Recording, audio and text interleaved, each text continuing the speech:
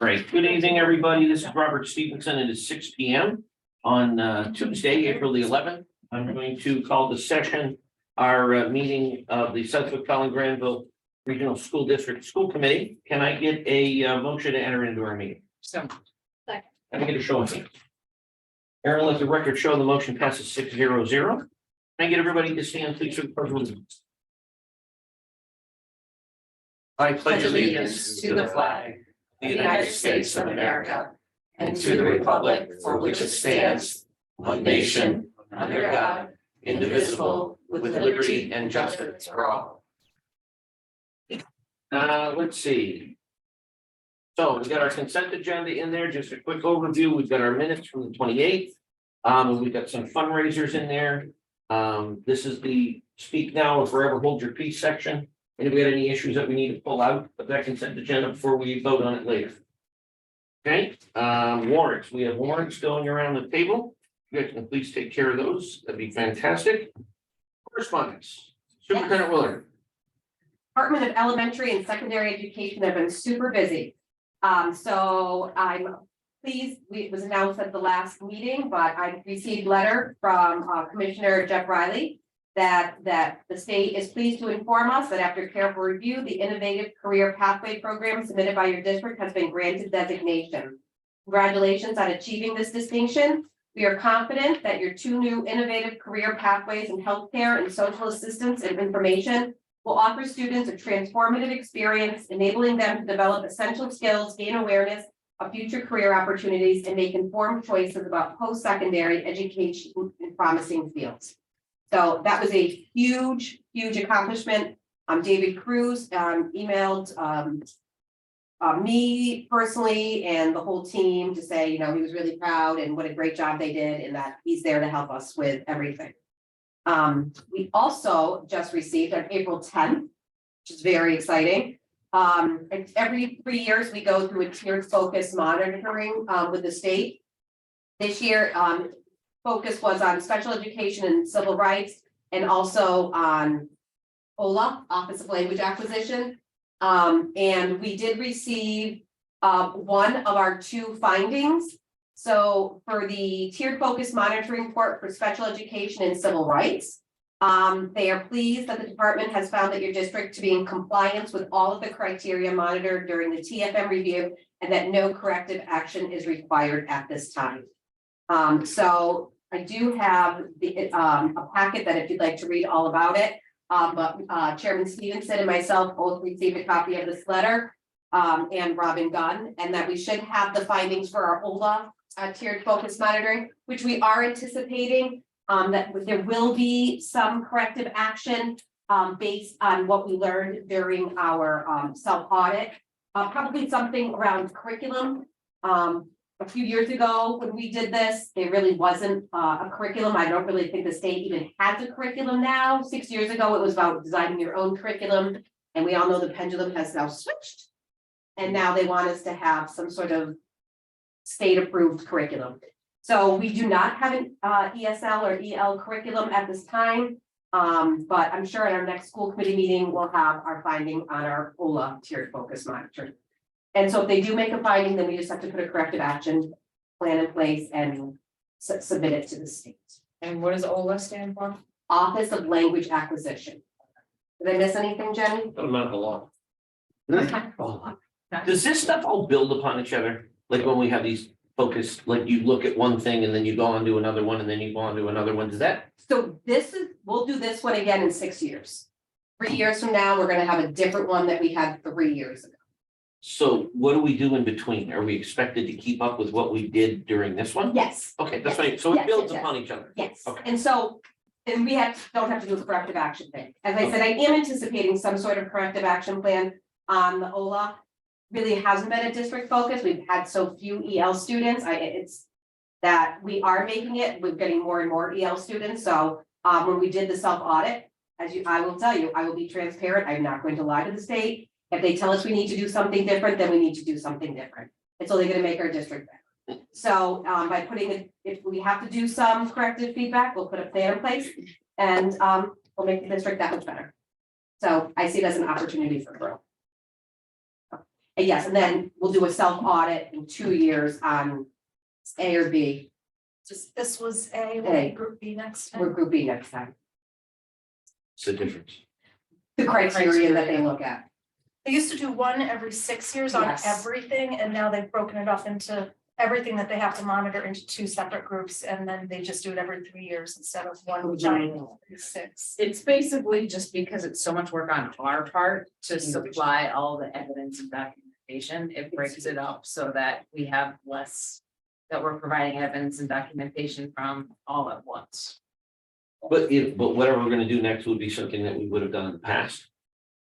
Yeah, they're not things that have gone away. They're Right. just things. So it's that- just actually pulling it together and showing that you're continuing to follow through with the regulations. Yeah, I'll give you an example. So when we submitted for the self-eval, we have a district curriculum accommodation plan. They call it a DCAP.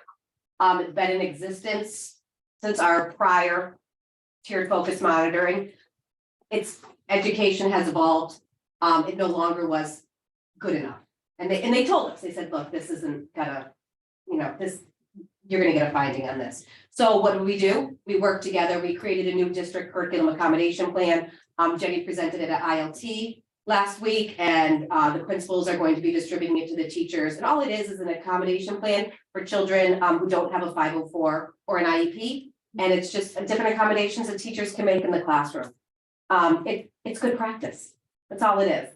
And you use that before you go into a student assistance team. So it's good practice. So those are the types of things that makes our district better and better. What used to be good 6 years ago is no longer sufficient. And that's how we just keep getting better. So. Perfect. Thank you very much. Congratulations on the IT. Yeah, thank you. A lot of work going into that. All right, so it comes to our first public comment. We have nobody in the well that's not supposed to be here, so we're gonna go through there and go to our exciting section. Lucas, what do you got for us tonight, bud? Well, we've been working on it for a while, but prom committee has been working on prom. We started selling tickets this week. Prom is May 19th at the Ranch Golf Club. Tickets are currently $80. A lot of money, but it's gonna be worth it, I assure you. But next week, well, not next week, the week after vacation, it'll be 85. So get them now. Oh, that's why it was current. Okay, I'm like, is there like a? Yeah. Good job. And the theme is gonna be Tuscany, Italy, which I don't have a picture on me, but it's quite a beautiful place. So I'll let you picture it. But yeah. I think- Those are the seniors though. I don't know, Zoe went back here, so. But exciting stuff. And also, I don't know anything about sports, so I had Marissa email me some summary of what's been going on. There was a volleyball game tonight, as well as a track meet, which is where she is currently. And overall, our spring sports have been going very well so far. And also, we recently started an intramural lacrosse team. So they're currently focusing on practices. Eventually, they'll move on. Nice. Yeah, we had how many, we had a number of kids Marion was down looking there. at lacrosse. I think there's 30 girls participating in the club.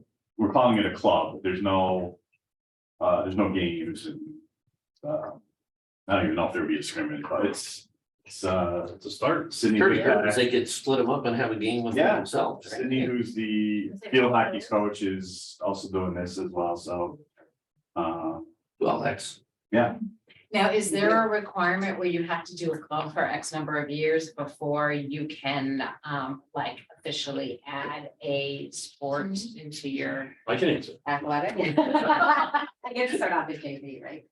a lot of it depends on when there is an opportunity to enter the league, enter a league. That's the schedules are set. The divisions that you're in, the alignments that you're in, those are all set and they're reviewed, I think, every 3 years. So, I mean, we're doing this to establish numbers and interest. The whole thinking would be if there's that at the end of this year, that maybe you enter a JV or enter as an independent and schedule your own JV games for a little bit. And maybe 2 or 3 years down the line, if we're ready, the interest is there, the skills have developed, that we would request to enter a league. What about a co-op? Even try that out. Like, You could, The concern would be with 30 kids. Well, no, 30 is a big number. Yeah. We may not need one, right? For Right. that many kids. Right, You know, And it's just But girls. they and all boys. do. Right right now. now it's just, girls, yeah. What's going on with our boys? Well, no, I couldn't boys tell. lacrosse is a different season, right? Same season. Oh, well, I don't know. And if we time that right with our grounds project, maybe when That's. we're, the big piece. when we're ready for a lacrosse team, then we have a turf field out there that we can come to play on. I see newspaper articles like that. I came in on my clip and it said Southwick needs more winter sports, and that was my proof that we need. Yeah. Oh, that's great. Yeah. Well, this came from, I think a few years ago, we did a survey of where interests of student athletes and this was one, and a few of the girls have been asking and Marion, you know, worked this fall with some of them and was able to put this in place as a start, so we're excited to see where it grows. That's a good number for a start, you know, That's great. a lot That's of a great- people. Yeah, the big thing is, just with our grounds is lacrosse chews up a field. So we don't really have like a lacrosse field that they can play on because there's no field. But I think what's great is that we're starting to use Wally Park more. So we might be able, when we look at this reconfiguration of our field, like, if you want lacrosse, you need a turf field, like, and field hockey likes to play on turf as well. Those are the two fields that really need turf. Soccer is great too, but really lacrosse and field hockey play on turf. And we'll have more space, so if we needed to, you know, we can look at our land. But we really do want to grow our sports. We're going to have to look at investing in our grounds because we're gonna have to do something to get across fields. So the timing is perfect. And there's a meeting tomorrow, right? Thursday? Thursday. So they go hand in hand. The timing is excellent. So that's good. Mhm. All right, you got anything else there? That's it, all of it, yeah. And you had something exciting yesterday, from my understanding? The lots of like Oh, the lockdown, yes. Oh, see, I Well, did see you you. saw me too. 'cause I saw you. I was gonna say, like, it was certainly exciting, to say the least. How was it feel from the kids, Well, I from the mean, students? I'd say they all felt it went very well. I mean, the person in the class I was in, as you saw, there's only like 6 kids. Yeah. But, you know, we all appreciated a little bit of time out of class and, you know, we need the practice, so that's Did you the. feel safe? Oh, I'd say so, yeah. Definitely. I was able to accompany the superintendent and some of I was here for yesterday for all 3 schools. It was very impressive to see what was done. I think the students did a great job. Teachers, for the most part, did great. This is the first time they've had lockdown drills in 4 years. So overall, I think they did very, very well. There was certainly, I have to give kudos to Mrs. Carrier. It was very much the teachers down here at Powder Mill were, when they called it, they were right on top of it. It was impressive. They were out checking bathrooms, getting back in their room, yelling lockdown. I mean, it was very well done. So kudos to everybody yesterday. It's good to see. Yeah. Yeah. Makes you Yep. feel safer. All right. So you're done? Yeah. Okay, fantastic. Thank you so much. Of course. All right, educational presentation, Student Opportunity Act.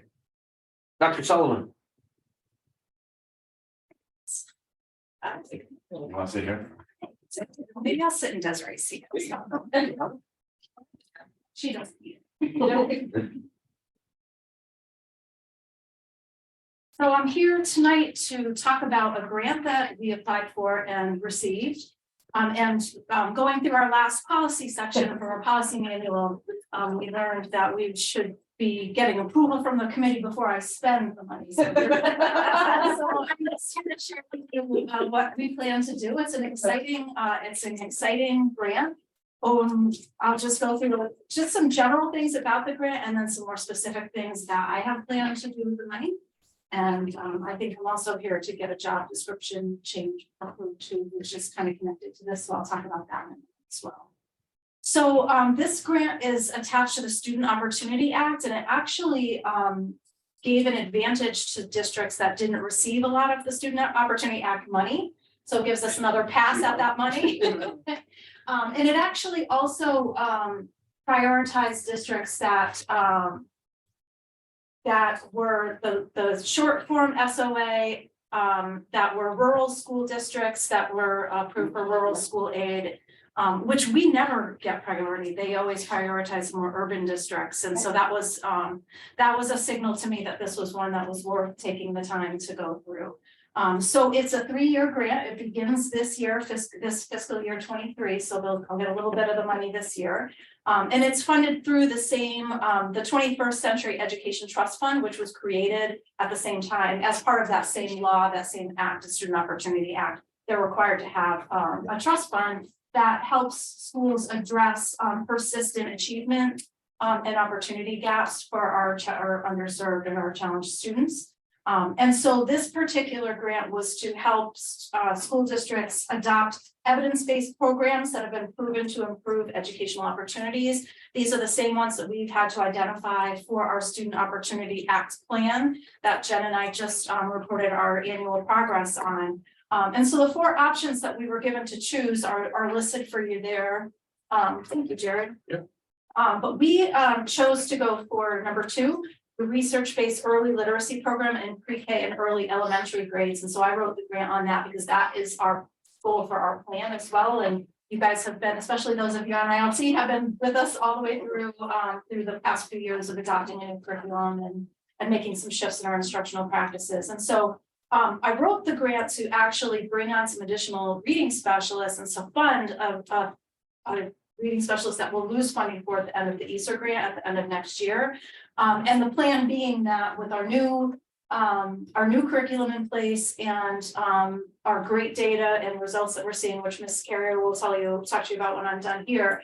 I think that if we can go in and just really get our kids that maybe didn't have the strongest foundational skills, instruction and reading super solid over the next couple of years, then we can probably safely remove those supports and stick with the ones that we have behind to pick up the kids that truly they're only supposed to be 5% of children that don't respond well to high quality instruction and reading.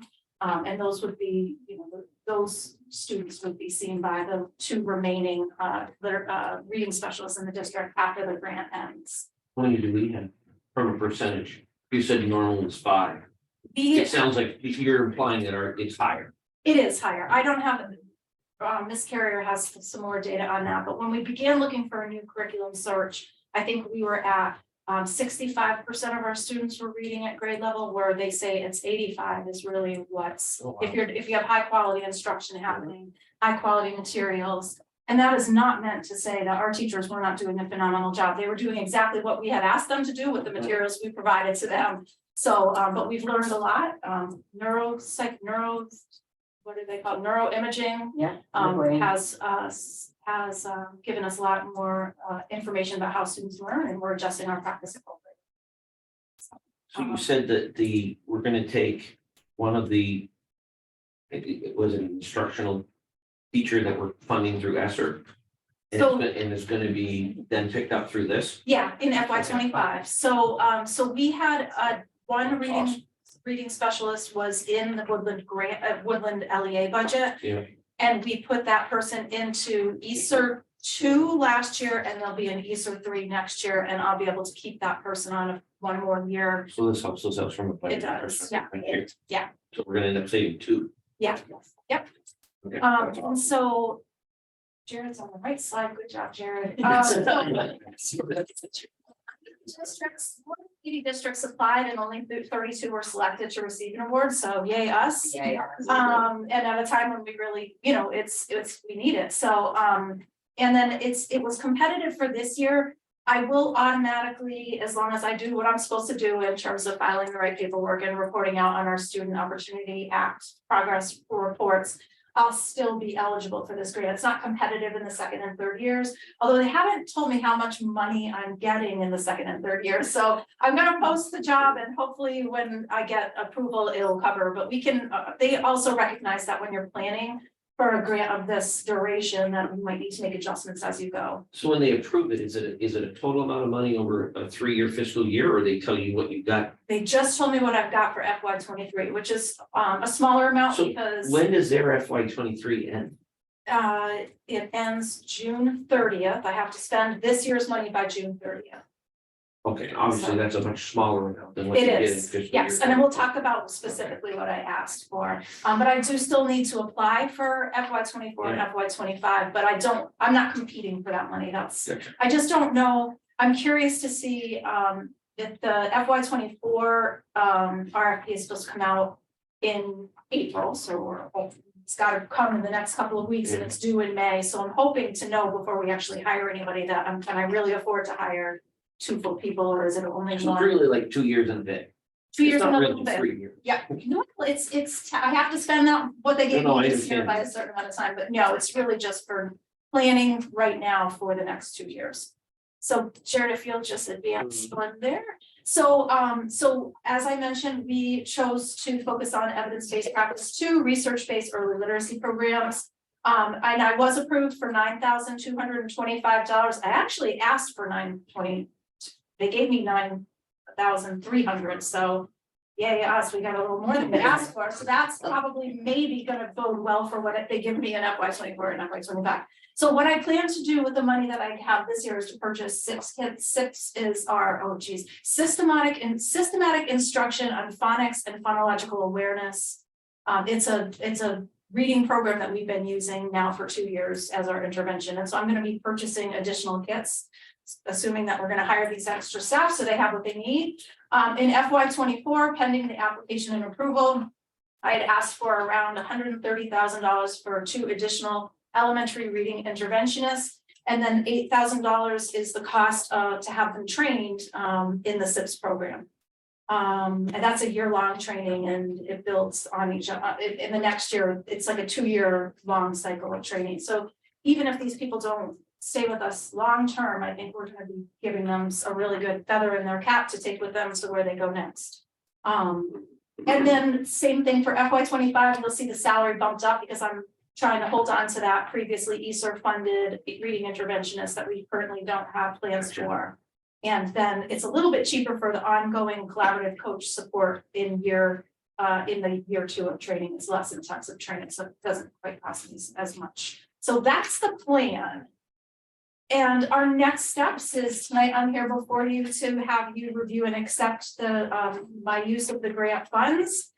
We're going to take a look also at some minor changes I made to our reading interventionist job description, and if you approve that, I will have that posted right away so we can start recruiting teachers. I do plan to purchase the SIPS kits, hopefully get them ordered and paid for before June 30th, so I don't lose that money. And as I had said, they're posting the FY 24 application in April, it's due in June.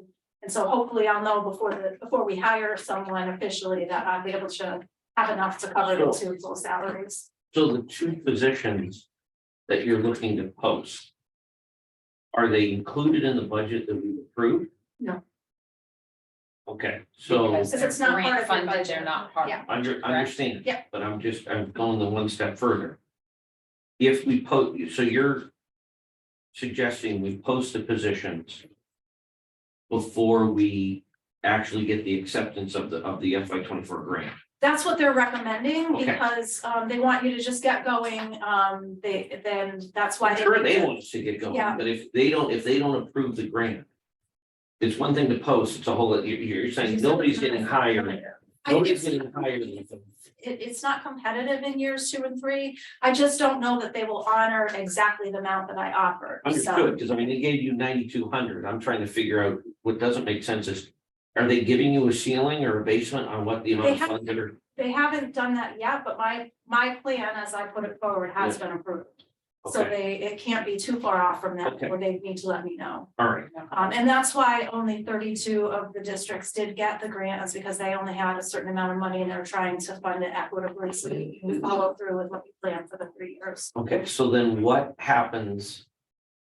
If they do not approve $138,000 for it? So then we would either hire 2 newer teachers that are cheaper, or we would only hire. And we would use the extra money. I'd have to do an amendment and we'd figure out some different way to spend the money. We're not gonna come back to the LEA budget and ask for anything extra. Sorry, I think that's. No, I just want to make sure we don't put ourselves in a pickle where we're looking for two people. The state comes back and gives you $65,000. Yeah, they did say, that your funding might not be exactly what you asked for, however, they tried to get it as close as possible, so I that mean, you if can we're off follow by a through. couple grand, I'm pretty sure Joe can figure that out with what we've got, but. Yeah. If it's off by tens of thousands of dollars, I think that would probably. make No, it- we You did keep saying that, I'm not gonna be able to find it. It's $2,000, come on. Shake a page or something. I also have, I know how tight it some is. other grants that I Okay. could probably supplement with too, if we wanted to stick to. It depends on what they come with. I mean, I'm hoping, like I said, they gave me $50 extra that I didn't ask for. Right. We're looking at approving this and the expenditures. Shortly here in the Yep. meeting, I want to make sure that everybody understands that if we, by approving it, we're not approving us to go and expend money that's obviously not budgeted. Absolutely not. And in fact, when we get to the job description, which is coming up next, you'll see that it specifies that it is a grant funded position. And so it would be hired upon us getting that money. Perfect. Jenny, the 6 kits, are they student materials, teacher materials, or both? It's both. So it's got materials that teachers use, student facing materials that the teachers use with the students. Yep. There's also some progress monitoring tools that is part of that, and it's also got some professional development and lesson plan tools for the teacher. Is it electronic, paper, or both? It is paper-ish, like there's like word cards, letter cards, like Got it, whiteboards and stuff Yep. like that. It's Yep. not like workbooky type things. Right, got it. And then the training, who provides that training? Collaborative Classroom is the publisher of the program, and they also, their curriculum is being a reader, being a writer, making meaning. I don't know if you're familiar with that. But anyhow, that doesn't matter. So they do the training. We've been working with them for the last 2 years, and the training is fantastic. And they have ongoing training, like our literacy coach is doing some coaching work with the Collaborative Classroom around SIP, so that she can actually go in, observe them teaching and give them feedback so that they're providing the appropriate information. What grade is this? What grade are these teachers? We haven't 100% worked that out yet, but definitely Mrs. Carrier will get one because we've already got 2 down at Woodland this year. So I think what we'll do is take a peek at end of year data and see where the need is. grade levels? Yeah. But probably up here was, because we also, but we do still have one position to fill up here. Laura Markowitz, who's now my literacy coach, we backfilled her position with a para for a year, just in case she didn't like being a coach, but she likes it and she's doing a fantastic job. So we'll fill that position as well.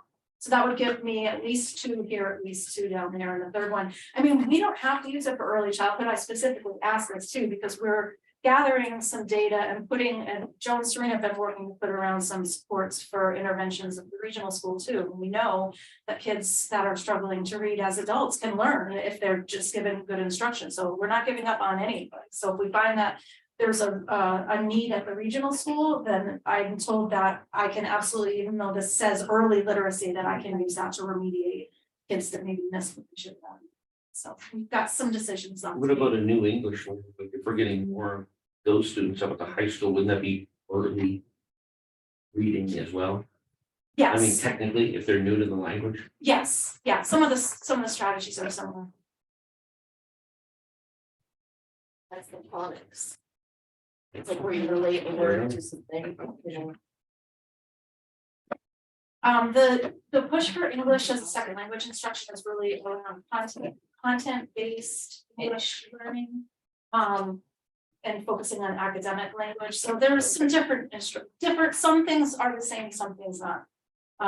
We learned a lot about phonological awareness and some challenges that some of our students might have because our print-based systems of their native language or the heritage language, and our language is different. And I don't know. I don't want to bore you with this stuff. I could talk about that all day, but probably nobody else wants to hear about it.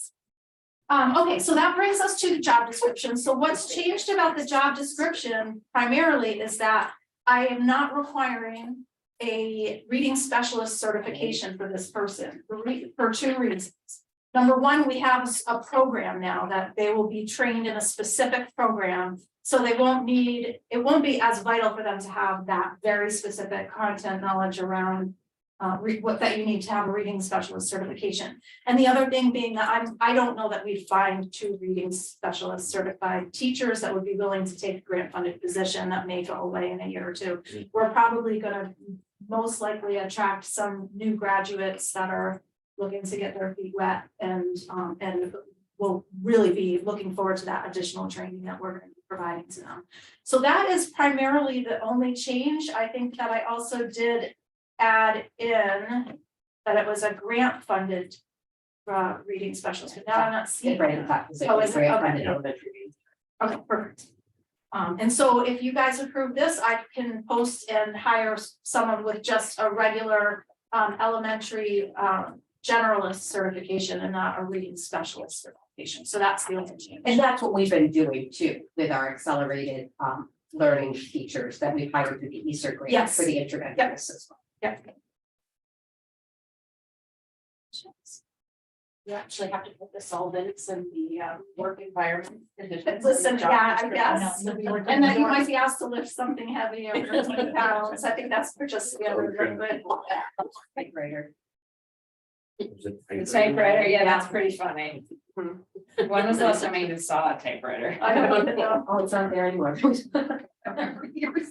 It's somewhere though, because we need it to write checks. Yeah. It might be over 20 pounds. It probably is. I've seen people lugging the thing around. When they're in the classes. Computer, typewriter, keyboard. Maybe that part we should start to update too. Yeah. I think the senior center in town just had an antiques roadshow. And I think we brought it. I have 2. Electric and stuff going on. You still get the dot matrix Like a printer that word goes with it.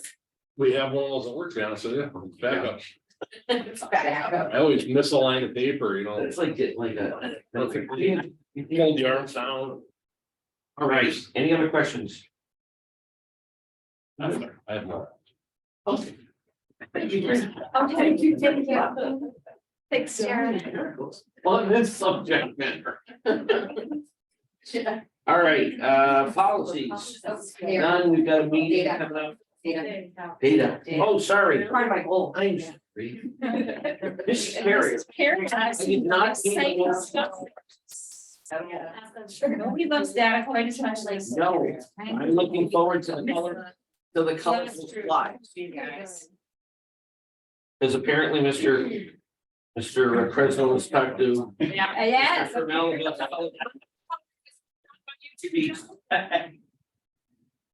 Right, so. Was that included in the email that went out about the No freezing, no color copies? Color copy. Oh, I got me, oh, just no copies, we're out of paper, sorry. So you could be an actor.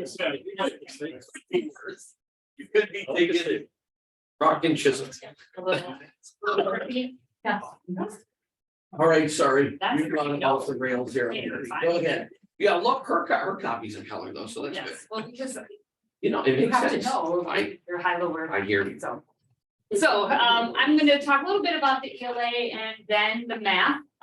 So I wanted to give you a little piece of the work that we've been doing with Hill and this whole literacy initiative, but I don't want it to totally overwhelm you. So we have a little bit in here, just enough hopefully to get you understanding kind of the shift in how we're looking at numbers very differently now. So first, just a summary to let you guys know, so you don't have to look at every single slide in detail. We are looking at subtests, and subtests are a big part of what we do when we have data meetings with Hill. And as we see certain subtests move, where there's more green, little by little, the green is increasing. Then you see this kind of movement. So there'll be one subtest, for example, in first grade that you see movement. And then the next subtest, the next time, and the next subtest. So they kind of move in this act mentality in a way, as these skills kind of flow one to the other, and they relate to what they call the reading staircase. And I'm going to give you a little glimpse of that later. One really important thing to note was we had a massive shift already, and this is February data, just to let you know, mid-year. So I'm here in April, but this was all done in February. So we had a massive shift already in the area of letter sounds, and that is really important because it shows kids are ready to blend words. So they know these individual sounds and are now able to work with sounds and blend. And that was not happening previously. We were not having this number of readers that early in kindergarten in the past. So that's a huge change for us. Grades 1, 2, and 3, and 4, there have been increases in the accuracy scores. Accuracy means that the children are able to decode each word correctly. So if they're given a passage, they are getting each word at 96% level. And when they're able to do that, then we know that they're moving into fluency, automaticity, and eventually comprehension, which is our highest goal. Often what we would see is kids missing words. All right, so their overall comprehension is impacted because when they're missing every fourth word, then they're a mess, right? So on all of those grades, we've seen huge increases.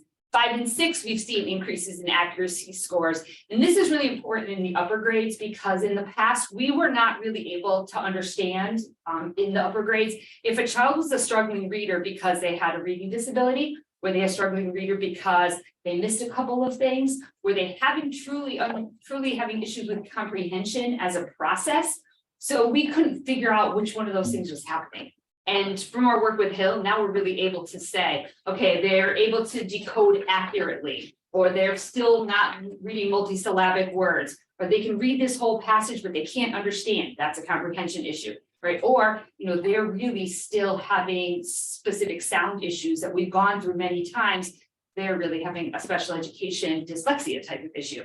We weren't able to figure out those 3 things. We just knew they were struggling, quite frankly. And so we're in a real different position with our older kids, and our teachers are in a different position knowledge-wise. All right, that's great. So I mentioned the staircase. This is, if you take nothing away from today, know that teaching a kid to read is about moving them up the staircase, with the top of the staircase being advanced comprehension. But if you don't have one of these pieces, then they're going to fall down. And all too often, what we would see was kids who had good sight words. So they memorized a whole lot of words. And so we thought they were able to read. But then when they got to 5th grade to 4th grade, we found out they couldn't read the bigger words, that they had memorized large chunks of words. And so they didn't have fluency when they read. When they read their reading, they didn't have that prosody. They read like this, each word separate, and didn't put them together into a sentence, and that affected their comp, right? So we have been focusing for 2 years on this staircase, and the change we've seen in our students is amazing.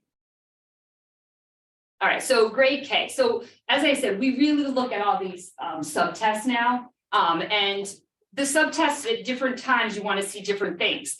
The big one you can see is the bottom one, letter sounds. So at the beginning of the year, you could see that pretty much 2/3 of the kindergarten did not have letter sounds. Okay, so they were not able to look at a nonsense word and tell us the sounds in it. Okay, they didn't have that relationship. Now we've cut that, as you can see, and the kids are starting to be able to blend because they have these sounds, they can put together the words. Can I just interrupt for a second? Yep. So a nonsense word for non-English, non-teacher yeah. people is like bit. It's not a real word, but you have, yes, so like, T-U-P, up. But they can't just look at a word and know it, they have to be able to Right. sound out. You're like It's a making nonsense they word. can't memorize it, Right. right? Because these are not real words, They're not. but they follow the patterns of English. Right. So when they read them, they've got to sound them out, and if they're sounding the letters out correctly, they're able to put it together and make words. So that gives you that are they, just reading things that they've seen a million times. Mhm. They've memorized that looks like red, as opposed to it actually says earth. Aaron, what's the difference between the red and the sliced red? The sliced red Is worse on the is slice. worse. The sliced red is worse. The sliced red means that we had to discontinue the test because the student got so many wrong so quickly that they weren't testable. Wow. Okay, So basically, red means that they're not at grade level, right? Yep. Okay, so red means they're not at grade level, but yeah, sliced red is, we couldn't even test. We had to shut down because it's detrimental. so we had 83% of the kids at the beginning of the year were either red or sliced out, Mhm. and now they're down to 30. And now they're starting to read words in kindergarten. That's awesome. Yep. You can see the same with letter names. So think about the number of kids who came and weren't really able to get to where we wanted them, just knowing that's an A, that's a B, that's a C. Do we have, you probably don't have it in this, I'm just wondering from a historical perspective. we've used this. Yes. This, Like, I can is go this back. a better rate of increase between beginning of year to middle of year? Compare, you know what I I've mean? never seen, like, I saw this data for the first time in ILT a couple months ago. Yeah. And like, I've been seeing this data for several years now. I've Yeah. never seen the kind of improvements. Cause you expect it even from the beginning of the year to this year. Of course, you But I mean, always are you- get it, but this is far more significant than it's ever been in the past. Yeah, and we could do that. We have this. You know what I mean? Like, Yeah, that's we have really these the going back. differentiator. What kind of rate of increase are we seeing now compared to what we saw before we Yep. instituted this reading program? We even looked at just last year's data in our first year with Hill Yeah. and our data this year in our principals data meeting. Yeah. And it was significant in just an additional year with the teachers using this program under having it. We even, we're looking at, to see the kids, the same kids, how they started each year, and they're holding. Even if you put in summer regression, they're holding the gains that they're making. Like, that may be something like Mhm. next year or whatever, it might be nice to have a slide of Oh, yeah. comparative data year over year for like a 3-year, 4-year running total, just from our end to be able to. We'd love to share that with you. I don't want to overwhelm you, like, we all No, know but that I think this stuff is great, and I don't ever want you guys to be like No, no. glazed over, like, Because what is this- the world with the Reddit? This shows us improvement, that's great, Yes. but I Well, mean, it's- the real great piece is, okay. What is this compared to how we've done historically? Is it better or worse? It speaks to the importance of professional development. Mhm. It speaks to the importance of a standardized program. It speaks to the importance of your assessments matching your instruction. Oh, yes. And personally, in my experience, you need to be teaching something for 3 years Yeah. to really feel like you're presenting it properly. Yeah. So if we're in year 2, I mean, even year 3, it'll be even better. Yeah, I was gonna ask for, obviously, we're trending in the right direction. Like your guess towards the end of this year and then possibly. First quarter of next year, like, do you think, like, can you maybe put a target or some sort of guesstimate on where we will be, like? Well, The what goal we is to want be at is to get 85%, right? 85. All right, so So we have Green or an blue? do we have in- analysis, All of like them. our district compared to another, like other, I don't know if I could get others. district also. Other dibbles from other places, because that's not something like I can do MCAS or other districts because it's all public. Right. I don't know if anywhere else, I don't know if they would have something, So what's our goal? 85%? 85% green level, Blue. green and blue by the end of the year. Okay, Yeah. but I mean, looking at now, I know. then do we follow? It's about following these kids the next Right, year, and right? what Because- we, like I said, we've done this already just once, taking like from how they started last year to that same group of kids, how those kids started this year. Mhm. And we've seen that they've held their gains. Oh, good, So that is really big, important. All right, wanna look at first grade? sure. All right, so first grade, some of the tests are the same. We start to move towards reading accuracy. And in the decoding, so the big ones here are gonna be the decoding nonsense word fluency, words read correct, which is the third one down. And then the oral reading fluency accuracy. So again, those are gonna be ones that we want to keep trending. So it's not as dramatic as K. However, these are gonna be nice long-term. When these kids become accurate, we're gonna see their composites, everything go up. But this is also a grade that had this program last year. Correct. Yes. Yep, Okay, yep. so can you assume, or at least make some sort of setup where if we look at the reading accuracy, Mhm, where at the beginning of the year, there's only 4% in the striped red. right. Could you correlate that to them having the program last year? And now they're getting into first grade, there's a better chance that they're not gonna be in that. And that, fight. Where if you yes. look at at the kindergarten. Well, I think the three, I mean, right now, when you look at that little, that's 3 students. So Right. if you think about that, I project we would probably see 3 next year. Okay. Because you're gonna have, but the good thing is you're able to look at those kids and really say, okay, this is a student. Most likely with a reading disability, Right. that So we're is it gonna better to be look at very, Anything that's red Yes. and say, okay, yeah. we were at 83% in kindergarten, look at this, our first graders are only 54% Right. that are in the red at any Like level. little by little, we're looking at more specific kids and able to say, there's reasons that we're able Right. to identify why the instruction is difficult for this child, and put things into place as much as we can. Next one, So here we are with grade 2.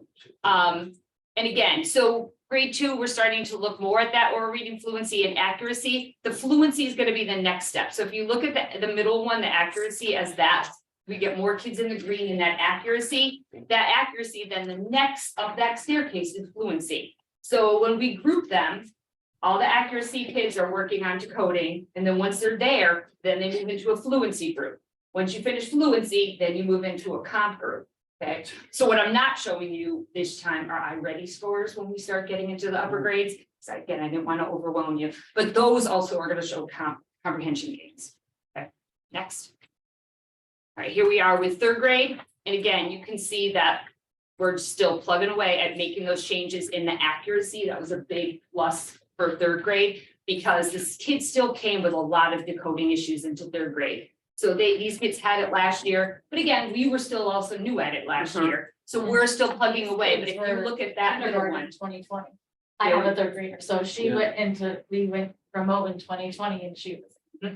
So, but you can see the change in those accuracies, You've so got that's, 81% of accuracy in the green yes. already. Oh, yeah, And you still got time left in the year, yes, this is in February, right? right? So, and we're really down to 6 kids who are still at that issue, or still struggling with that And you issue. may not, there's gonna be some that are gonna just inherently be there anyway. Yes, yep, Correct me if I'm wrong, this is a true benchmark where the benchmarks change. It Change. gets more difficult. Yes. So it's not the same test at the beginning of the year as it is in the middle of the need year. the score Right, to so be, Yes. the score to be red, Green, the score to be green gets harder and harder. yes. Okay. So, Okay. yes, yeah, Yeah. so Gotcha. the fall score, the Yep. fall benchmark is So the not score those, is looking at the is elevated. Yes. grade.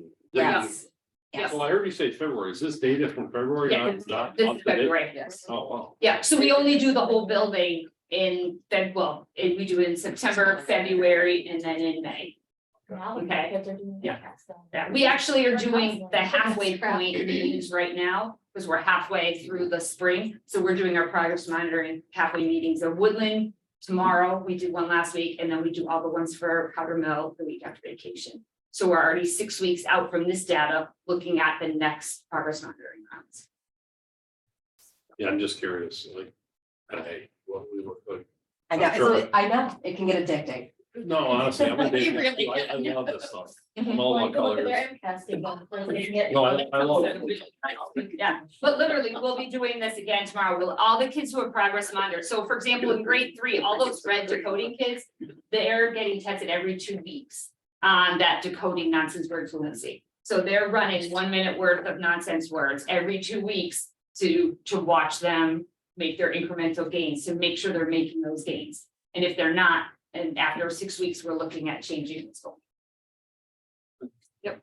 Right, next one, 4th grade. So 4th grade, again, looking at that accuracy and that comp, and that's been just such a big push that for the teacher, you have to remember 4th, 5th, and 6th grade, they didn't teach that ever. So that was something that you think of as more a K-1-2 skill, but now we're really doing it in the other grades. So next, we should see that oral reading fluency and our next data jump. One thing I would point out in 4th grade is the increase in blue. I know, it's crazy. So we historically have struggled to build our highest learners. So our kids, whatever we start with in blue, we tend to slowly lose some blue as they kind of sit and, like, okay, these kids are struggling, the teacher's putting in a lot of time with them, and I can read my book, I can sit back. And now we have the opposite. We're really starting to see all of the kids make improvements because they're all getting that time that they need. So totally, and maybe unrelated question, but are we still getting like our 1,000,000-word readers and stuff like that? Or we don't do that anymore? No. Okay. So one of the things that we want You don't kids to really know want- Can you read it one more? Well, it's not all in one book. is that, being a fluent Fast. reader is not always as important. Well, being a fluent reader is more important than being a fast reader. Right. Right. All right, 5th grade. And again, increasing our blue, whittling down that accuracy, piece those red, so that we'll see the next jump in fluency in this grade and 6th. Oops. Yep. So 6th grade's really gonna be like a work in progress because this is really so far off from what we would have done in 6th grade traditionally. So I think our teachers here have had the hardest lift and they have the most diverse groups Because you have kids who are reading, if you're a sixth grader and you're reading well, you're reading at a seventh grade level. If you're a sixth grader and you're struggling, you might be reading at a seventh grade level. So they really have this huge breadth of things that they're working on. However, I will say that if you look at their iReady comp scores, they are having huge gains in those also. Again, I didn't want you guys with too many Are different we data seeing points. that sort of move itself up to the high school too? Like, are the seventh and eighth grade teachers noticing that these kids are coming in stronger? I don't know if they'll see it prior to this year, but they will see it. soon, Like, is that a for fair sure. question to ask? I would say in the next couple of years, we'll be good Okay. to see it. Yeah, I don't think they'll see it. They'll see it with this group of kids, they'll see better Right. readers, and then moving forward each year. Yes. We definitely saw the third The graders math is, come. I didn't mean to interrupt you, No, but the math Math was happened. the initiative Oh, okay. at the elementary or at Powder Mill a few years ago. And so we're seeing the benefits of that in the last couple of years. So Okay. Yeah, it's been a time up, but yeah, our third grade that we saw from Woodland this year Yeah. was the strongest we've seen, Wow, for sure. fantastic. All right, next up is some math. So math summary, K-4 students on grade level at mid-year is double what it was at the beginning. Grade 5, not double, but from 36 to 53, grade 6 from 24 to 45. So pretty close to double, but I didn't wanna fib. So they're close to double, but not quite. The number of students in red, that 2 levels behind, was cut in half at every grade level from K to 6. And again, in the past, we struggled with our stronger learners, but this year we doubled our above grade numbers at every grade. So that's really becoming a strength for us that hadn't seen before. Yes. So these are ready scores, so they're the opposite, okay, just to keep in mind, Dibbles does beginning on top and mid on bottom, and just to screw with us, I ready flipped it. Oh, okay. Okay, so the mid is on top and the beginning is on the bottom from the So grade it's not out. getting worse, it's getting better. Yeah, so like once you get used to one data set, they flip it on you, okay? But you can see the green is, just. Green is way- always good. Yeah, and green, I mean, look, they went from 7% to what, 38%, But nobody in red. nobody in red. Well, you can't be 2 levels behind them. Oh, that's true.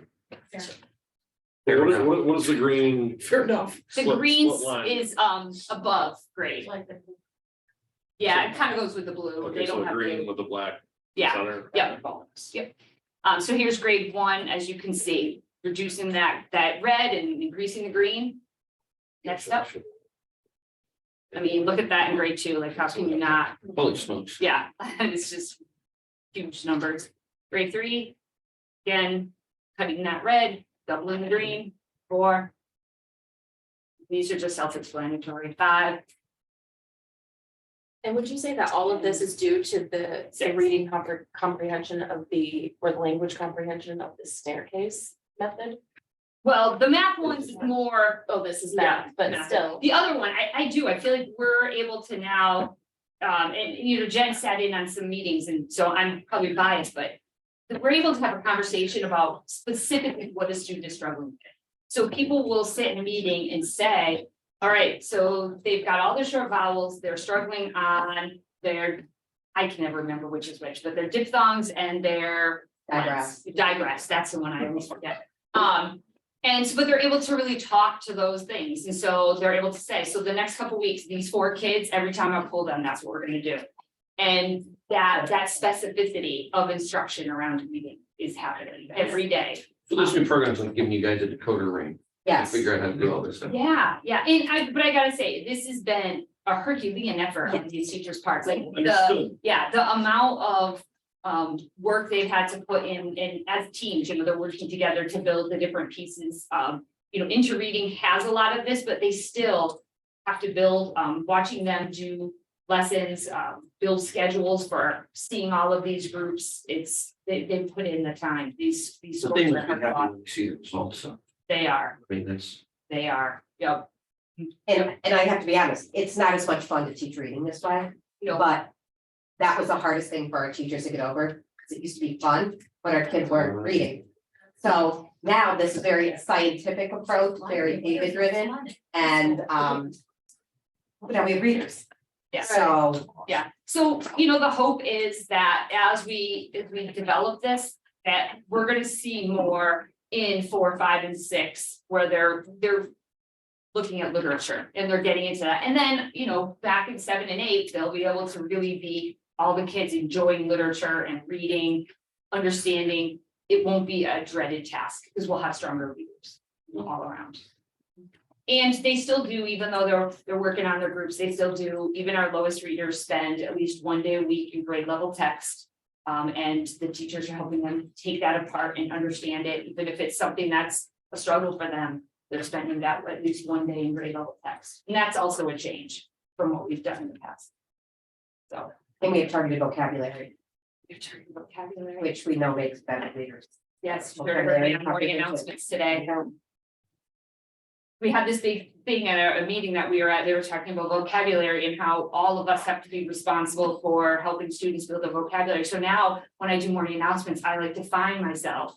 So today I was talking about aviary dinosaurs, and I was like, that means bird. Birds, words that start with the AVI, like an aviary, avian, aviation, that's birds and flying. In Florida. And as I'm like, yeah, as I'm saying it to myself, I'm like, goodness, like I drank the Kool-Aid.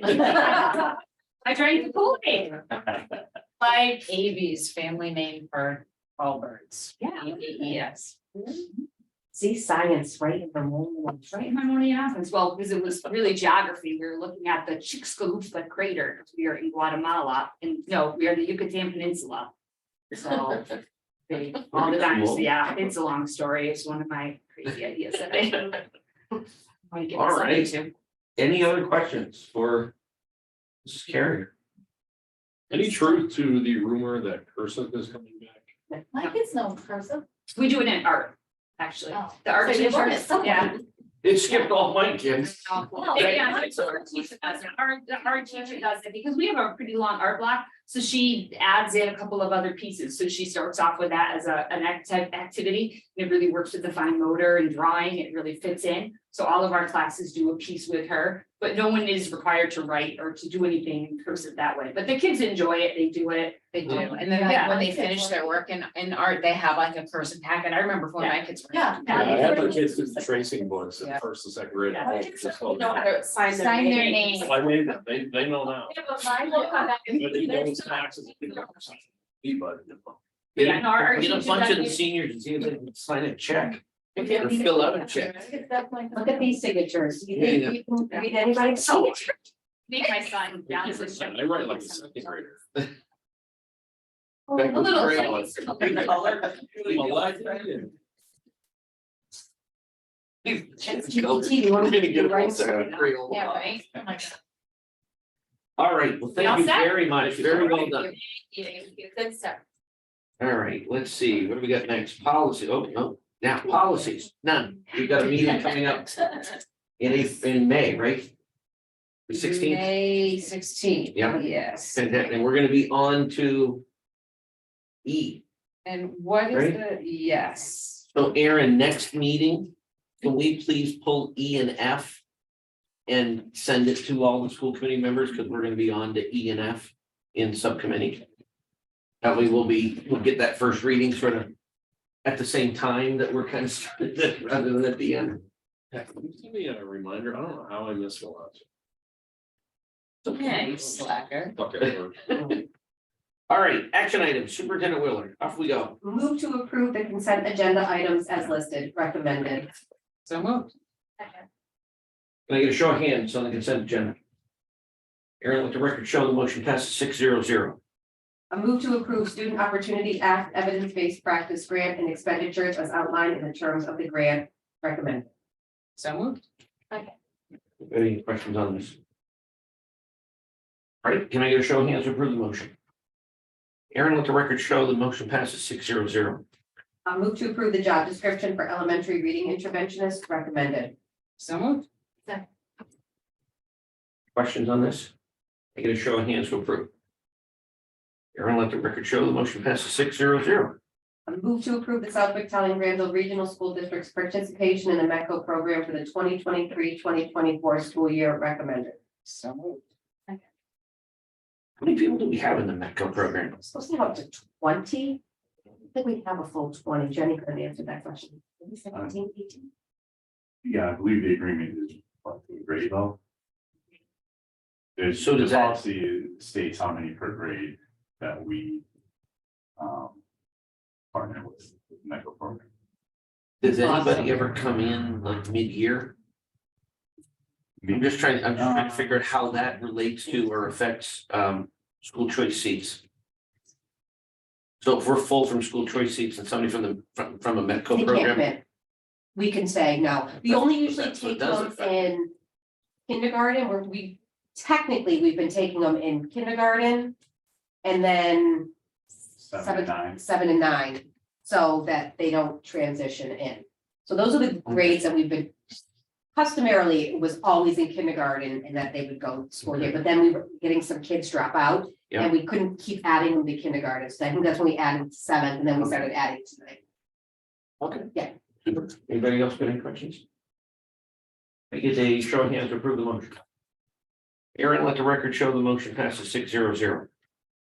Move to approve the following school choice seats at each grade level for the 2023-2024 academic year.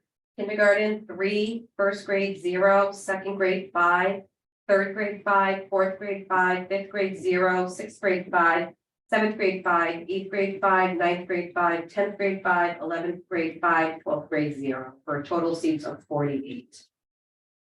Recommended. So. Anybody get any questions on this? So it's 5,000 per student? Yeah. We're not gonna fill all those seats. So yeah, I noticed in that, in the handout that you provided, that in one of them, it was, yes, so for this year. Show the top one, the number in parentheses that were actually filled versus the number that were approved. So I can see that we don't always fully fill them. Correct. And the other thing that we talked about, I think it was a month or so ago, we're gonna look at this on a quarterly basis as well to deal with any sort of inter-year kids moving out of district. So that way we might be able to bring some kids in during the school year, so we don't have such a big variance at the end of the year with what we've got open. I'm assuming the first grade, fifth grade, maybe we may have filled those on our seats that we did in April. Oh, yeah. And Both those of are them, yeah. large classes, so if you look at what their current class sizes are, those are big classes. All right, can I get a show of hands to approve the motion? Aaron, let the record show the motion passes 600. Superintendent Willard. Okay, so I have 2 things to report out. One is just, I want to share with you that one of our teachers, Melissa Trasco, she was recognized at the Mass Insight Education and Research at the College of Holy Cross. Joseph Trammell actually went and was there when she received the award, but she was recognized on behalf of the work that she's doing with all of our students. So that's great. Do you want to add anything to that? So Mass Insight is the who we partner with for advanced placement programs. So they work in the subject areas of math, science, technology, and English. Right, not missing any. No, that's it. No, social studies. So they provide professional development to our teachers. They provide Saturday sessions for our students. They provide practice tests for our teachers or for our students. Melissa just has really jumped in feet first into the Mass Insight program, not only with the development of AP Computer Science, but partnering with them to teach Saturday sessions, to grade some of the tests as well. She's really immersed herself in the Mass Insight and AP program. So we recognize her for her work around the computer science testing area. And only 16 teachers were recognized. Yeah, it was nice. It was not a Holy Cross. It was a really nice ceremony and a well-deserved recognition from Melissa, who does an awful lot for this subject area for our kids, but really kids, students in Western Mass that are taking a AP computer science test. She's still doing the girls at code and all that. Yep, does it go to code? So we did that. And we've been recognized in the computer science for the number of females Yes. that are enrolled in the AP computer science test, and that has a lot to do with Melissa as well. So She does a really, really nice job in it. Fantastic. The other thing I just want to share is tomorrow night, I think about 5 o'clock, the House budget is going to be released. So it will be the update to the governor's budget that was released in early March. April, March. Beginning of April now, yeah. So the House budget will be released tomorrow night, so Fingers if you're crossed. interested, yes. Fingers crossed for rural aid, right? Rural school aid and regional transportation, Right. they're really making a push, I got an email, I sent it to, Joe Trammell tonight, that Massachusetts Association of School Committees, is really pushing for 100% reimbursement for regional transportation as it's an unfunded mandate. Governor Haley's budget has it at 90%, which is significant from previous years, but they're really, advocating, because rural schools are really struggling right now, and it's finally coming to the attention of people in Boston. And so these are ways that where a lot of us are hold harmless and have the declining enrollment that they can help support us. Outside of. Is there any chance we're getting more money in this new budget? Well, it's funny. So yes, there's always a chance. Yeah. I'm waiting to see what the minimum per pupil is going to be. That is where you would see an increase in our budget. So there's people advocating at the state level for $100 per student. I think more realistic could potentially be the $60 per student, Which would be double what we're getting. getting now, like another 30 something. It's not a lot, but it builds, next year we can build on that. Right. So that's how we get our money. And like I said, we want rural aid, it's only being funded at 7.5 million, any increase to that directly benefits us. And also the regional transportation. That prevents Joe from looking for $2,000. Great, it makes it a lot easier, and they take people in. The other thing, just so that everybody knows on the budget side, we, after our meeting that we had at Southwick. We told them that we were looking at that point, we had 2 extra students that were going to be going out of district. That number has now gone up to 6. Oh, my. So we're looking at an extra $120,000 that's going to be added to our budget from a cost perspective that we have not accounted for. So we're already sort of taking it on the chin a little bit. So we do have our town meetings here coming up at the beginning of May. We'll be making sure that we let them know about that when they're taking that into account, because we're gonna get hit with some extra costs there that we were. So we can't put a cap on that. Can't stop it. It's not something you can stop. If somebody legitimately is going to one of the other district schools for a program that we do not offer and is not offered at CTEC, we're obligated to let them go. Every time that happens, it's $20,000 bill. So the only thing we can do, I philosophically don't agree with it, is you can mandate that all of our children who are in our district attend exploratory at CTEC. Here's the problem. You're never gonna get into aviation if you do exploratory at CTEC. You're not gonna get into plumbing, you're not getting into electrical, you're not going to get into animal science. So the programs that our kids want to get into, if I mandated them to do CTEC exploratory, then they'd have to apply and see what was left over after all the kids who did exploratory. It's not what I want for our kids. I just want our towns to be able to say, okay, we're gonna pay for this. Because if this is what our kids want from Southwick, Holland, and Granville, then let's pay for it because they're our children. It just seems like, Yeah, there's more. I don't know, is exposure the right, like, it just seems like even 5 years ago, 6 years ago, let me think, when my oldest was a freshman, like it really wasn't a discussion in my household, and now I'm kicking myself for not. it's been a big push by the state. That's why they created the innovative pathways. Their goal is to have 50% of the kids involved in some sort of career tech innovative pathway in the next few years.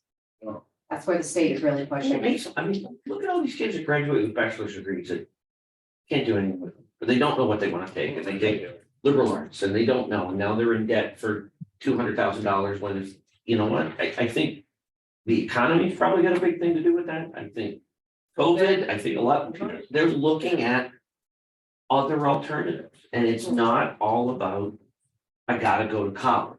It's, I think they're thinking about things earlier and they're saying, you know what, I wanna do this, and this is a different route.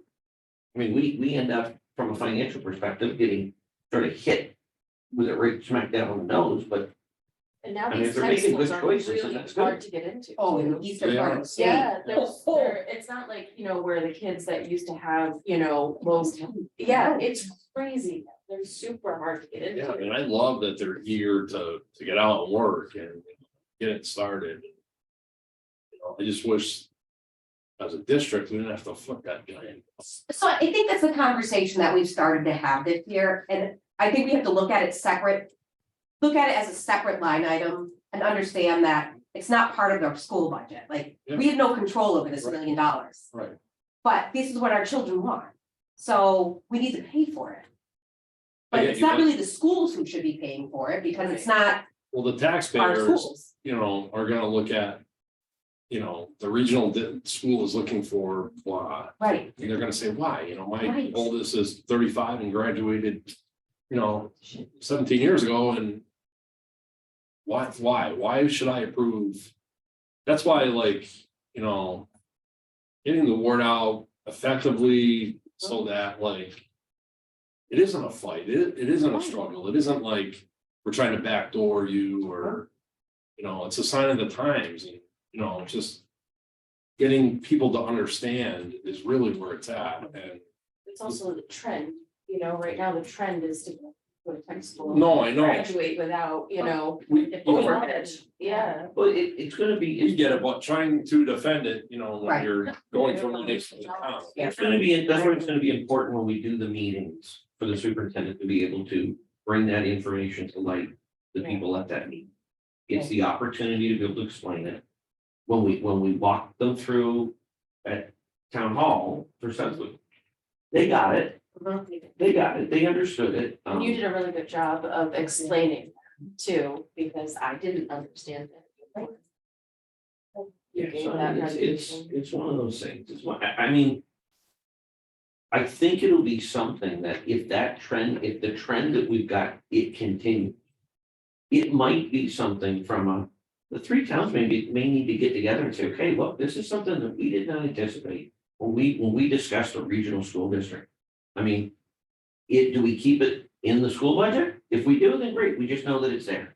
But it's it's gonna be something that we can't deal with, we can't limit it, we can't expand it. It's gonna be a de facto item that's on there that you're gonna have to just deal with.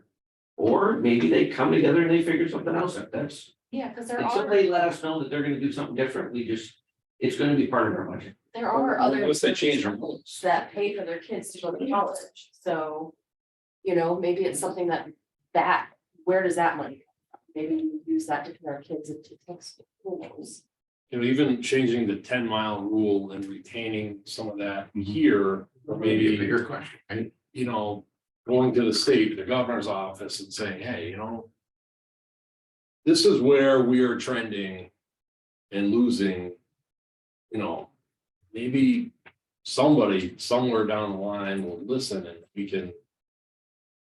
You It's know, gonna get tricky, because those like. It is, like, aviation I would program, love they to invest have the millions of programs dollars here getting that up and running. That's keep why the the- student body, you know, So- enrolled. If kids go school choice, like my daughter Brooke goes Right. to Westfield Technical Academy. we don't pay Jefferson. Yeah, right. So how can we go that route? All these kids that want to go to Westfield Technical. Choice. Let's make, why not? It's a bigger question. Is it? Yeah, well. or is it just well, a I think- smart question? Well, I don't know. It's gonna be, I think that's a different. Why? Discussion. If they want to go, they have to go to the high school. Just give them a school of choice form. Right. My son went to Minnesota. But then Play that's like hockey passing the because we buck didn't and have making hockey. it somebody else's problem. Yeah. And that's gonna come hit us in the face too, because other districts would do the same. Right. We don't have a technical school in our. Like, I don't district, think that like solving a problem through loopholes is the appropriate way to address it. But I'm in sales. So the interesting thing is, for the money that we pay for our children at our chapter 74 for Westfield Technical Academy. That money doesn't go towards the school district, that money goes to the town of Westfield. Money that we pay for school choice goes to the schools.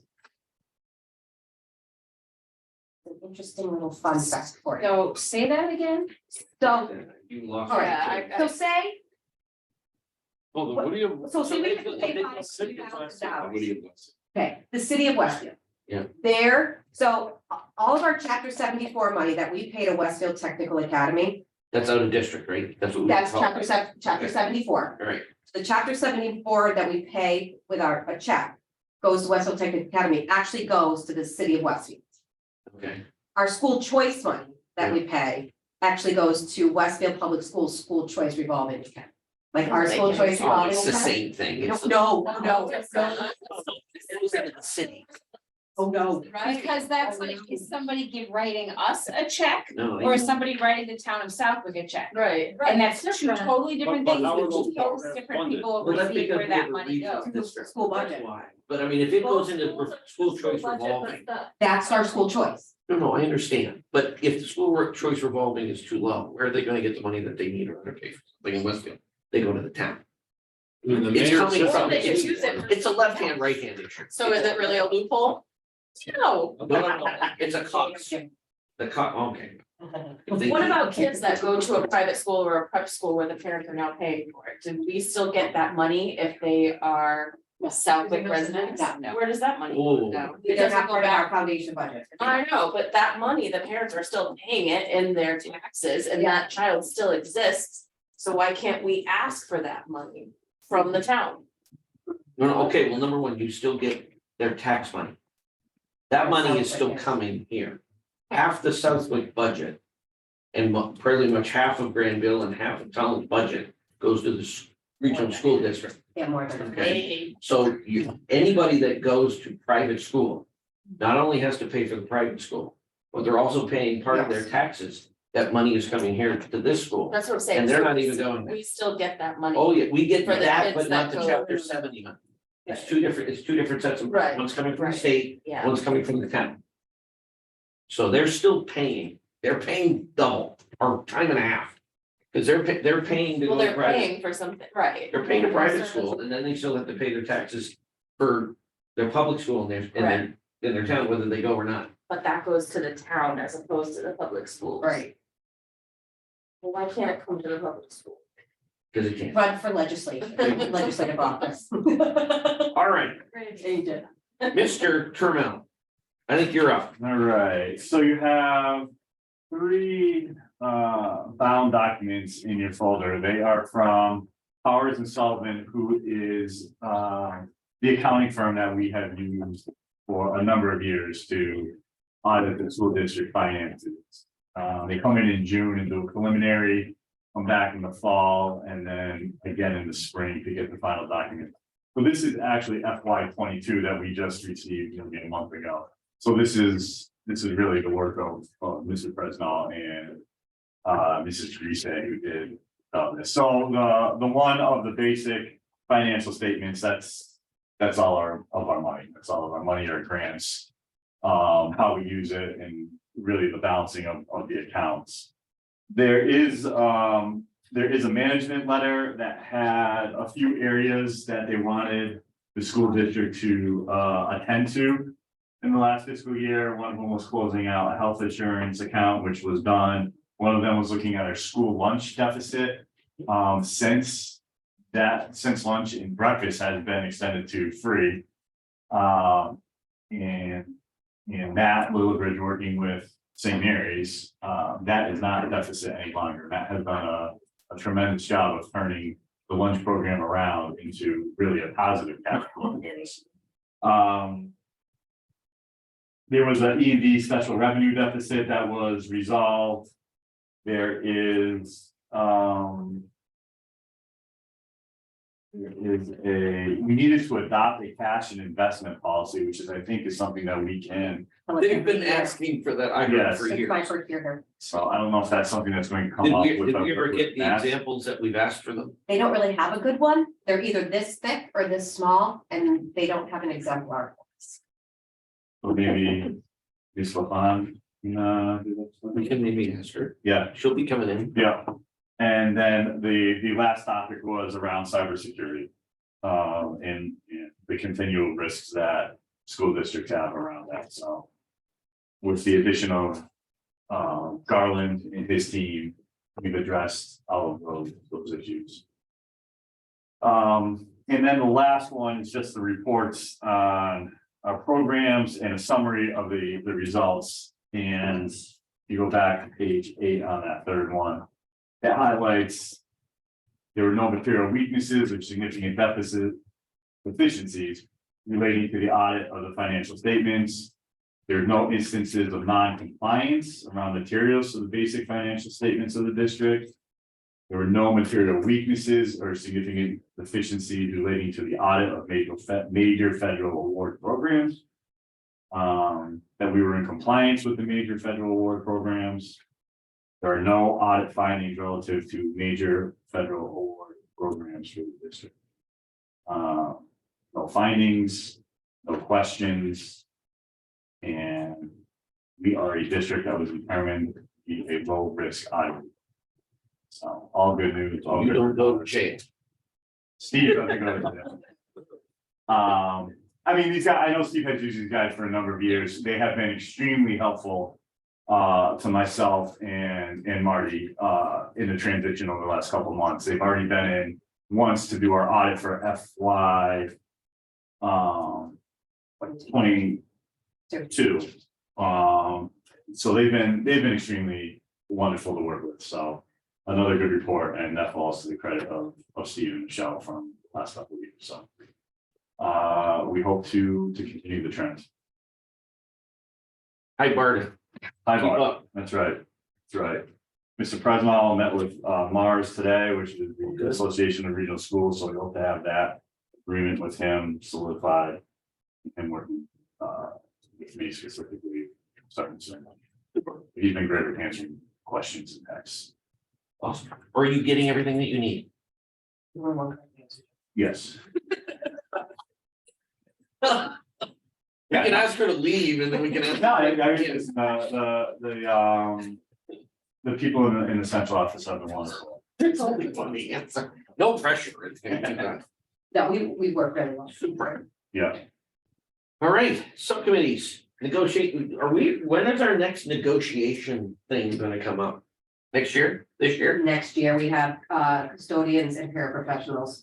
We just did so. No, that was. Feels like we did, but it was- You weren't on the. Yes, I was. Yeah, 3 years ago? Yeah. Oh, I was here for the custodian contract.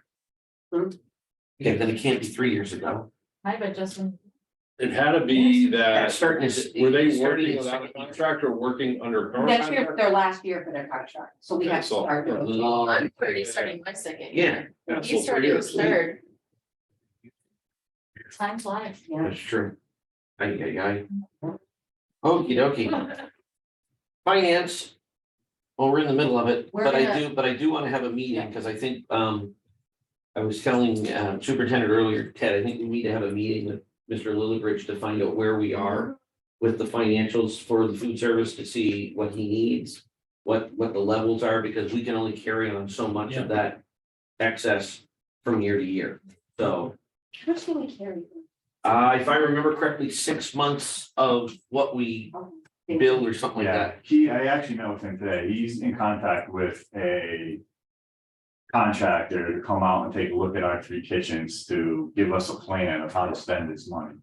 And we hope that if we would have a plan, that maybe we could extend the time period. Of Yeah. having to do it in 6 months, but maybe if we had a plan in place. That we could do it over 9-12 months, so. Right. Yeah, that's- because that he's way, working that on way we that. can, I mean, the other thing that we're. Otherwise, he's buying equipment. For the sake of buying Right, yeah. equipment, let's have a plan of. Or, God forbid, we buy like better food. I mean, maybe we do that. I mean, we can always buy better food. Like older kids get like. You need to keep science going. Yeah. Yeah, they do have nutritional size, yeah. I mean, there's a hefty excess right now, from what I'm There is, hearing. there is. So this is an opportunity for us to Mhm. improve the operations and everything that we've got. Yes, LP back. They find a No, replacement yet? not yet, but they do have a bunch of applications, I think in total they had 8 applications already. The woman from NASDAQ, Dr. Frizik, she is in charge, she was met at CTEC, the facility, LPVAC in West Springfield this past Thursday. She was there from 7 to 7 AM until where she was conducting focus groups. So teachers, administrators, the public, students, whoever wanted to come in and say what they expected to see in a new director, got to say, you know, their piece, and all that came out of that was that the morale of all of the people over at LPVEC, because their teachers did unionize just recently, is very low. And I had no idea, you know, everything seemed pretty good to me. What else? Oh, and so then she compiled all of that data, and then we met on this past Thursday night and went through this really long list. And at the very end of it, the secretary, her name is Phyllis, she goes, did anybody mention anything about transportation? We're like, that's what's missing. Yeah. That's just a smidge of their. Just a little bit. But there was just so much information that it's like, I don't know how I feel about these focus groups. I mean, you're gonna get everybody that has a hair crossed, you know, to say their piece about that. Those are the only ones that seem to go in and talk to this woman, so that's just my opinion, but. But if an overwhelming consensus was morale, then the hope is that at least in searching for a director, you can look for somebody who, in part, you know, obviously Yeah. much more to the job than that, but in Yeah. part can work towards creating some unity and improving that. Well, I think, and I don't know that it was just necessarily morale that was, you know, bad morale that was caused by the current director. I think it was more or less like COVID and the money. It's the general and state of education. negotiations and, yeah, It's all of the above. I don't think it had anything directive, you know, directly reflecting on, you know, the current director. So just. Corporation, we haven't had a meeting, we probably have one coming up the next month or so, they're every. They'll reach out to me, policy. We got a meeting on the 16th. You guys will get E&F next meeting. For first reading. Hopefully, I don't think they'll go. We went through D pretty good, went really well there last meeting, so. That was awesome. Buildings and grounds, Thursday, This Thursday? yep, to meet with our gentleman. Just to go over the, It's during the day, right? Like at 10 AM or something like that. think so. I think it's later. maybe Noon? noon. It's noon, yeah, It's noon? yeah. Let me, I may be able to join by teleconference. Okay. I'll be in a different country, but. It's okay. Don't want to miss the meeting. ILT, One last week. Short. it was nice. We talked about the ESO 3 grant, how we're using it kind of differently than our plan. So the plan when we first got it was we had to tell them what we're gonna use it for 3 years, and some of it's changed. We talked about it in the budget, truthfully, to be honest, so we're not. The other thing we talked about was DCAP, which I can't remember what it stands for. I was in the car and I was listening to it. But it was talking about basically what every child gets as far as help in the classroom. So whether it's our small instructional groups, it's reading interventionist, it's, I don't know, anything you think of that, they have to do all of these steps first before then they get to do an IEP or 504. So try all these other steps to help these kids, whether it's like moving your seat, fidget toys, whatever makes them listen and understand what they're learning about. I actually didn't know that. So that was pretty interesting. wellness, Next one.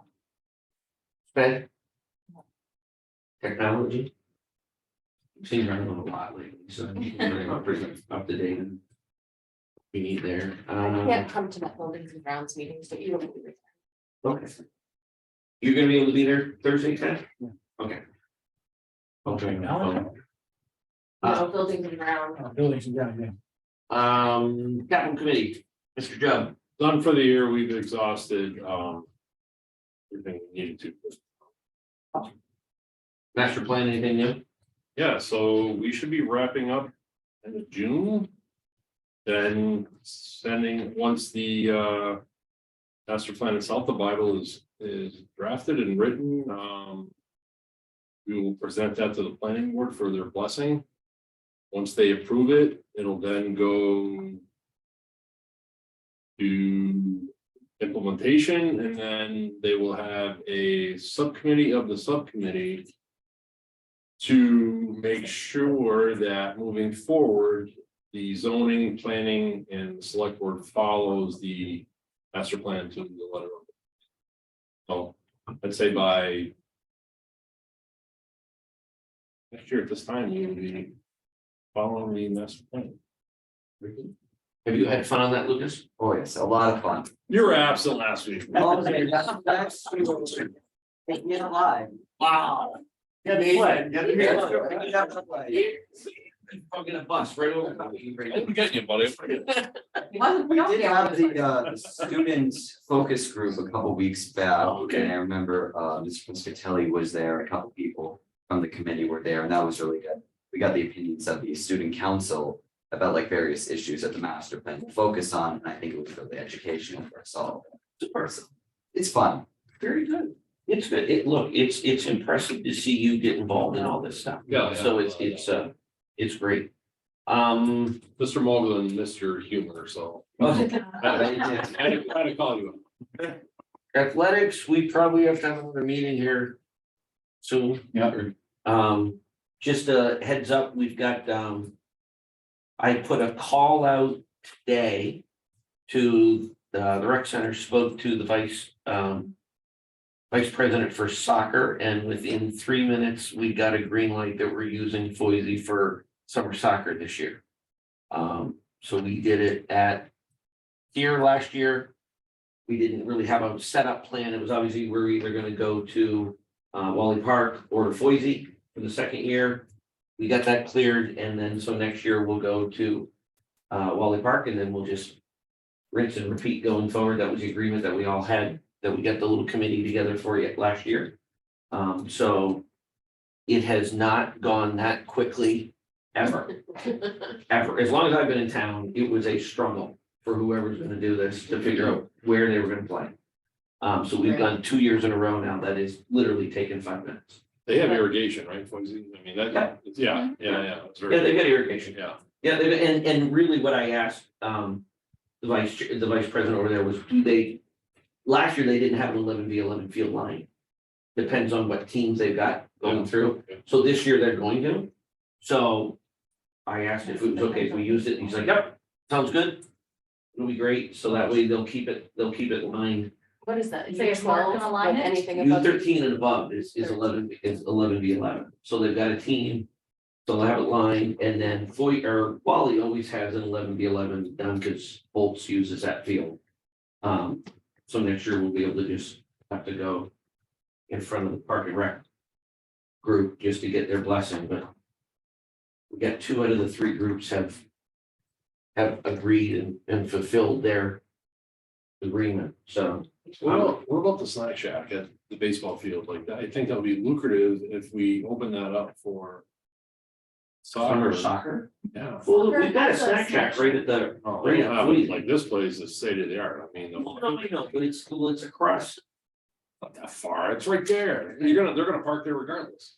I don't know, it's a quick, I mean, it's a game. Fight done. Hey, Let's do it. you wanna do I'll the do snack it. shack? That's love a key. Okay. Well, there we go. That's gonna do the snack shack. Solves another problem. Legislative, we got nothing going on right now. We got nobody here for public comment. Old business. Yeah, we got anything for old business? New business. One thing that we touched on last time in executive, I just wanted to bring here to the full committee. I did have an opportunity to talk to the chief of police a couple weeks ago. After the shooting in Tennessee, we were just talking about safety issues. And he actually mentioned that his recommendation would be that the district have a second SRO officer. He also then told me that they have a grant that the state is having that would literally pay for 75% of the cost of an SRO officer for 3 years. So what we're looking to do tonight, and I don't know whether we have to take a vote, we can do it just to be official, but the town is looking for a recommendation from us. I did have an opportunity to talk to Selectman Fox about this.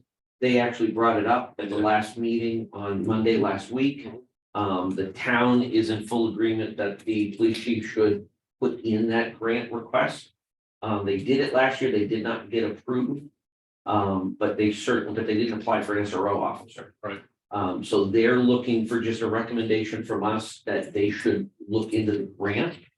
I mean, I think, as we talked about a couple weeks ago, I think this might be a topic worth bringing up and us having a discussion on anyway. Whether we get the grant or not. But that's something that we can discuss next year. You know, I'd like to make that motion to add that to that agenda, but also. The select board had talked about, as far as the money, payment for the officer.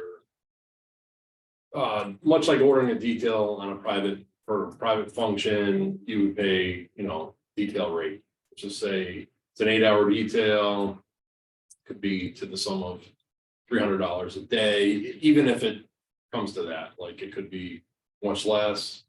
So, Confused, what, instead of hiring, let's just say, we no, hire a salaried employee, Yep. SRO to report Monday through Friday at whatever, 90 grand was what you said it was.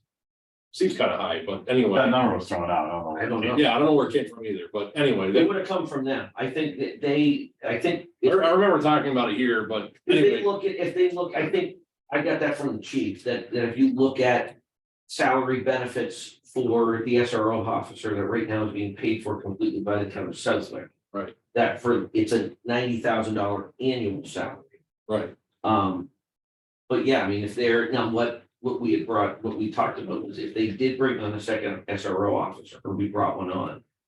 Obviously, the challenge would be the summer.